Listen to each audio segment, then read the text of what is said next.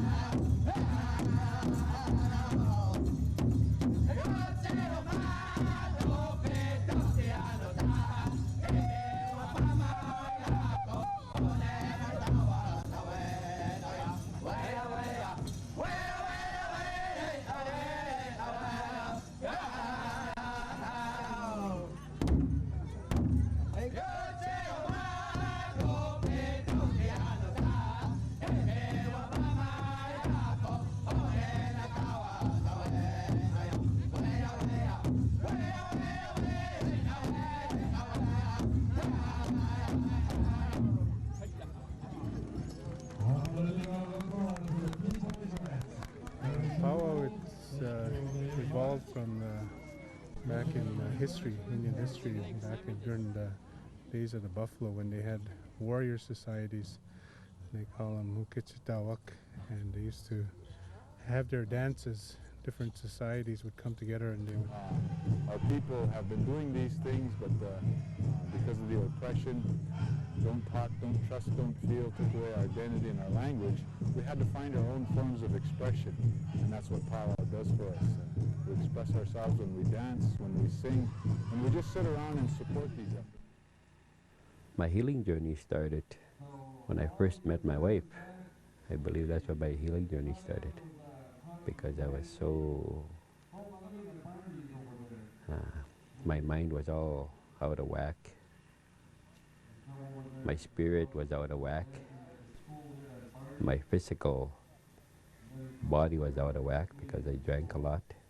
I started drinking when I was 8 years old. I graduated into full-time alcoholic by the time I was 15 years old. I never once stopped to stay sober long enough. Let me do it. This is the first one I did. You did that? Yeah. Sewing. Look at how lumpy it was, eh? But this is me, eh? Yeah, I just about committed suicide in '91, and this is what helped me in my journey. Okay. When it was from here to that stand here. That's how far the loons came, eh? There was 2 of them, and I sat there for about 2 hours, 3 hours, and they started talking to me. And every word they talked, I listened. I heard what they said. That's what that is there? And that's how, like, my hair was all down like this. Like I wasn't even in braids, eh? Because I was really down. And this is a sun. See, when the sun comes up, you see a vision, eh? It never stops. It just keeps going all the time. And I put these right here, the medicine wheel on the outside. The reason I put the medicine wheel on the outside, the red people, the black people, the white people, and the yellow people, to have a four connection. Eh? There's a song that was given to me about the medicine wheel. Life is always life is not fully lived. Life is always taking shortcuts. That's the way this song was given to me. And it was given to me by a Mi'kmaq turtle in a Mi'kmaq language. And I'm not a Mi'kmaq, I'm a Cree. And I got pissed off. I said, what the heck is going on here? And that turtle just laughed at me. And but the thing is, the medicine wheel, I use the medicine wheel as a life cycle too. But I always start from the north on the life cycle, from the mind.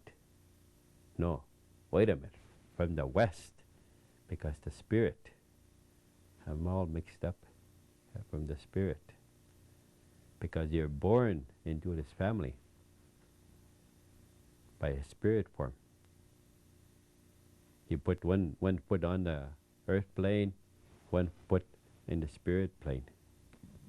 But when we're born, when we become children, we want to become teenagers right now, because we see all this glamour with these little teenagers, you know, they have all the fun and they don't. So we want to become teenagers, so we become teenagers. So instead of going like this, we go to the middle and we take a shortcut and we run across over here. So when we get here, when we become teenagers, we want to be adults, because adults get away with everything. You know? So when we go from here, we jump over here and we become adults and parents at the same time. You know how old teenagers having kids, 14, 13, some of them. You know, they become parents. So when you're over here, when you're a parent, you want to be an elder. So you go over here and jump over here. So you never ever completely finish the circle. You always take shortcuts. That's what that song was given to me. We're going to have a second song. We're going to go to Mountain Soul. Now, ladies and gentlemen, I've been requested on behalf of a good friend of mine. He gave me some tobacco and he asked me to say a few words on behalf of the Great Timberwolf Singers. As you know, they are from the good people over there at Tinnick Lake, Saskatchewan.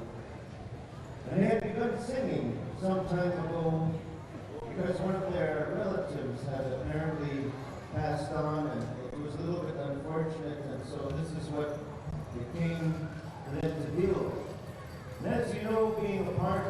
Sundance Circle or the Powell Circle. There are different circles of power that we regard in Indian country and we come back to. And so in coping and in dealing with their passed on relatives' memory and their spirit, they hope to gain some sort of meaning to this beautiful thing that the Creator has given us in life by being a part of the Powell Circle. And so, as you know, we singers, we all begin somewhere. We all begin somewhere, whether it's at a smaller pow, whether it's in our basements or in Cook's kitchen. We all begin singing. And so this is with regards and special praise and in honor of them, and we thank them for being here at our celebration, the great Timberwolf Singers. Ladies and gentlemen, let's give them a round of applause all the way from Kenneways, Saskatchewan. When my son said, "I want to dance," I guess that one night, my niece came to him in his dream and said, "I want you to dance for me." Because in our belief, in the spirit world, there's so many levels we go. The first level we go is if we take our own lives. So it's just like a black ground and we're stuck there. We walk back and forth, and it becomes, it's like a mud.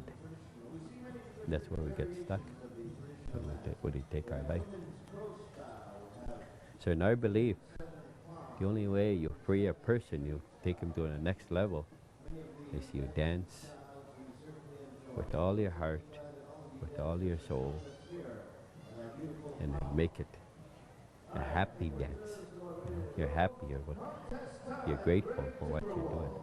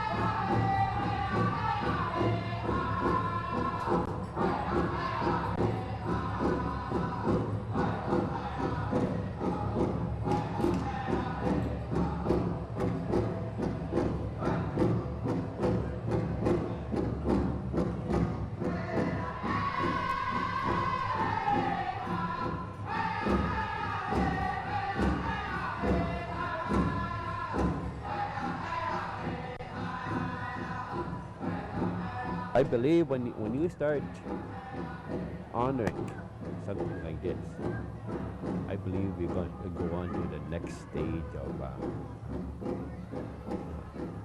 recovery.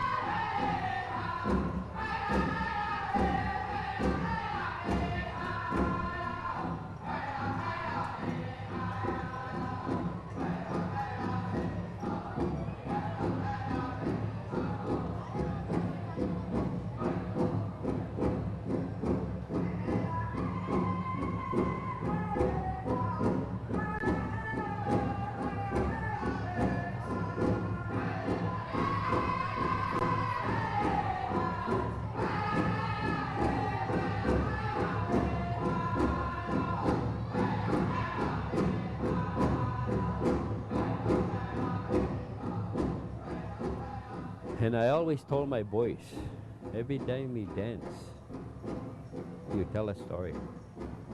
So when they're dancing, they're not there.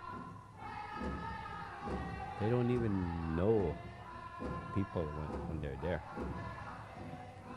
So Chris became a real powerful dancer in the chicken dance category. 2 years ago, Kihiwan, he got 14 blankets in one dance. That's a lot of honoring for one dance.